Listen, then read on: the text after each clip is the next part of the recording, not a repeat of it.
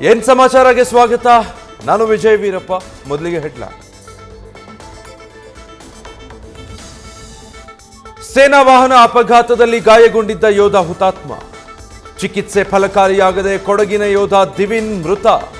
ಶ್ವಾಸಕೋಶಕ್ಕೆ ತೀವ್ರ ಹಾನಿ ಹಿನ್ನೆಲೆ ಕೊನೆಯುಸಿರು.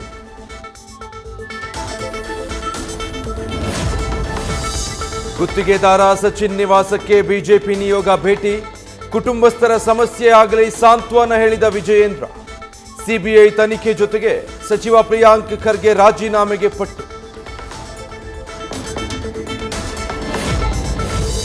ಗುತ್ತಿಗೆದಾರ ಸಚಿನ್ ನಿವಾಸಕ್ಕೆ ಸಚಿವ ಈಶ್ವರ್ ಖಂಡ್ರೆ ಭೇಟಿ. ಸಚಿನ್ ಕುಟುಂಬಕ್ಕೆ 10 ಲಕ್ಷ ಪರಿಹಾರ ಘೋಷಣೆ. ಸೂಕ್ತ ತನಿಖೆ ನಡೆಸಿ ನ್ಯಾಯ ಕೊಡಿಸೋದಾಗಿ ಸಚಿವರ ಭರವಸೆ. ಹೊಸ ವರ್ಷಾಚರಣೆಗೆ ಬೆಂಗಳೂರಲ್ಲಿ ಬಿಗಿ ಭದ್ರತೆ. ನಗರದಾದ್ಯಂತ 10,000 ಸಿಸಿ ಕ್ಯಾಮೆರಾ ಅಳವಡಿಕೆ. ಎಚ್ಚರಿಕೆಯಿಂದ ಸಂಭ್ರಮಾಚರಣೆ ಮಾಡುವಂತೆ ಡಿಸಿಎಂ ಡಿಕೆಶಿ ಸೂಚನೆ.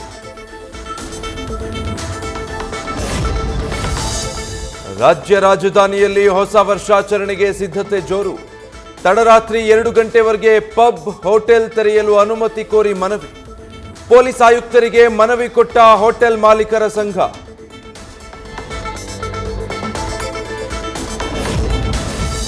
ಸಂಕ್ರಾಂತಿ ಬಳಿಕ ಸಾರಿಗೆ ನೌಕರರ ಬೇಡಿಕೆಗಳ ಬಗ್ಗೆ ಸಭೆ. ಸಿಎಂ ಭರವಸೆ ಬೆನ್ನಲ್ಲೇ ಸಾರಿಗೆ ಮುಷ್ಕರ ವಾಪಸ್. ಡಿಸೆಂಬರ್ 31ರಂದು ಎಂದಿನಂತೆ ಇರಲಿದೆ ಸಾರಿಗೆ ಸಂಚಾರ.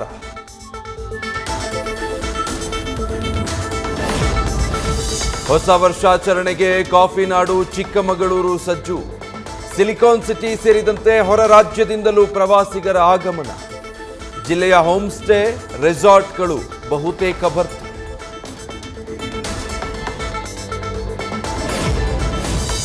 ಹೊಸ ವರ್ಷಾಚರಣೆ ಹಿನ್ನೆಲೆ ಕೊಪ್ಪಳದ ಪೊಲೀಸರು ಹೈ ಅಲರ್ಟ್. ಆನೆಗೊಂದಿಗೆ ಆಗಮಿಸಿ ವಿದೇಶಿ ಪ್ರವಾಸಿಗರು, ರೆಸಾರ್ಟ್ಗಳ ಮೇಲೆ ನಿಗಾ.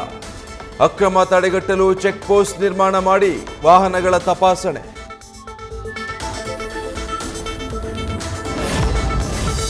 ಪಾರ್ಟಿ ಮಾಡಲು ಹೋಗಿದ್ದಾಗ ಎಲ್ಜಿ ಕಂಪನಿ ಸಿಬ್ಬಂದಿ ಸಾವು.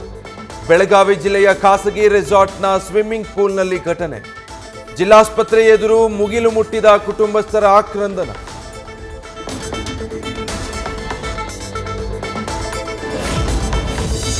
ವೈದ್ಯರಿಂದ ನಿರ್ಲಕ್ಷ್ಯದಿಂದ ಸಿಸೇರಿಯನ್ ಬಳಿಕ ಬಾಣಂತಿ ಸಾವು. ತಿಪಟೂರು ಸಾರ್ವಜನಿಕ ಆಸ್ಪತ್ರೆಯಲ್ಲಿ ಘಟನೆ. ಆಸ್ಪತ್ರೆ ಬಳಿ ಮೃತ ಬಾಣಂತಿ ಕುಟುಂಬಸ್ಥರ ಕಣ್ಣೀರು.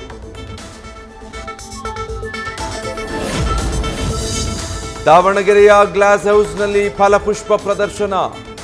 ಬಣ್ಣ ಬಣ್ಣದ ಹೂವಿನಲ್ಲಿ ಅರಳಿದ ದೆಹಲಿಯ ಸಂಸತ್ತು.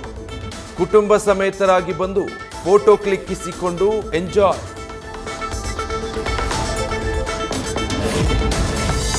ಬಾಹ್ಯಾಕಾಶ ಕ್ಷೇತ್ರದಲ್ಲಿ ಇತಿಹಾಸ ಬರೆಯಲು ಮುಂದಾದ ಇಸ್ರೋ. ಇಂದು ಇಸ್ರೋದ ಸ್ಪೆಡೆಕ್ಸ್ ಯೋಜನೆಯ ಉಪಗ್ರಹ ಉಡಾವಣೆ. ಶ್ರೀಹರಿಕೋಟಾದಲ್ಲಿ ರಾತ್ರಿ 9:58ಕ್ಕೆ ಉಡಾವಣೆಗೆ ಸಿದ್ಧತೆ.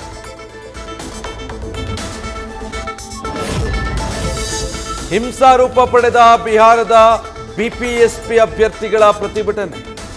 ಸಿಎಂ ನಿವಾಸಕ್ಕೆ ಮುತ್ತಿಗೆ ಹಾಕಲು ಮುಂದಾದವರ ಮೇಲೆ ಪೊಲೀಸರ ಬಲಪ್ರಯೋಗ. ಜಲಫಿರಂಗಿ, ಲಾಠಿ ಚಾರ್ಜ್ನಿಂದ ಹಲವರಿಗೆ ಗಾಯ.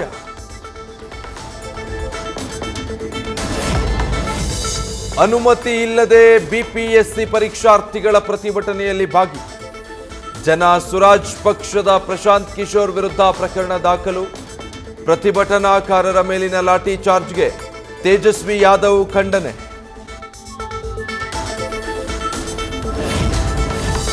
ಎಂಎಸ್ಪಿ ಸೇರಿ ವಿವಿಧ ಬೇಡಿಕೆಗಳ ಈಡೇರಿಕೆ, ಅನ್ನದಾತರ ಆಗ್ರಹ.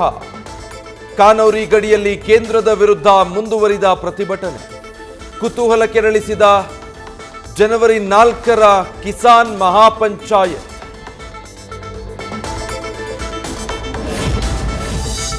ಇಂದಿನಿಂದ 3 ದಿನ ಎಸ್ ಜೈಶಂಕರ್ ಕತಾರ್ ಪ್ರವಾಸ. ಕತಾರ್ ಪ್ರಧಾನಿ, ವಿದೇಶಾಂಗ ಸಚಿವರ ಭೇಟಿಯಾಗಿ ಚರ್ಚೆ.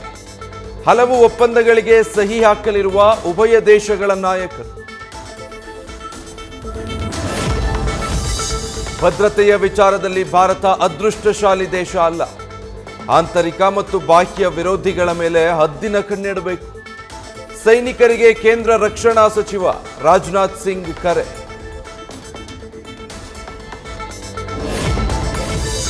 ಹೊಸ ವರ್ಷಾಚರಣೆ ವಿರುದ್ಧ ಫತ್ವಾ ಹೊರಡಿಸಿದ ಮುಸ್ಲಿಂ ಸಂಘಟನೆ. ಮುಸ್ಲಿಂ ಯುವಕರು ಯುವತಿಯರು ಪಾಲ್ಗೊಳ್ಳದಂತೆ ಸೂಚನೆ. ಅಖಿಲ ಭಾರತ ಮುಸ್ಲಿಂ ಜಮಾತ್ನ ರಾಷ್ಟ್ರೀಯ ಅಧ್ಯಕ್ಷ ರಜ್ವಿ ಬರೇಲ್ವಿಯಿಂದ ಫತ್ವಾ. ಪ್ರಯಾಗ್ರಾಜ್ನಲ್ಲಿ ಜನವರಿ 13ರಿಂದ ಮಹಾಕುಂಭಮೇಳ. 45 ದಿನಗಳ ಉತ್ಸವಕ್ಕೆ ಸಿದ್ಧತೆ ಬಹುತೇಕ ಪೂರ್ಣ. ಅಂದಾಜು 40 ಕೋಟಿ ಜನರ ಆಗಮನ ನಿರೀಕ್ಷೆ. ಬಿಗಿ ಬಂದೋಬಸ್ತ್.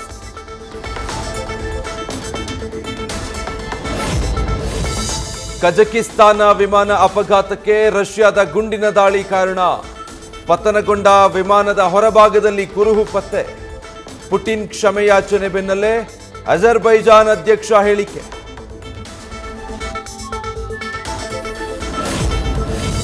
ಕುತೂಹಲಕಾರಿ ಘಟ್ಟದಲ್ಲಿ ಭಾರತ ಆಸ್ಟ್ರೇಲಿಯಾ 4ನೇ ಟೆಸ್ಟ್ ಪಂದ್ಯ.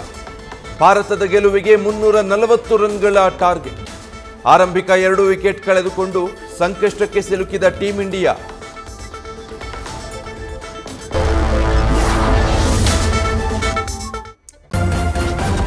ನ್ಯೂಸ್ ಫಸ್ಟ್ ನಿರ್ಭೀತಿಯಿಂದ ನಿಮ್ಮ ಪರವಾಗಿ.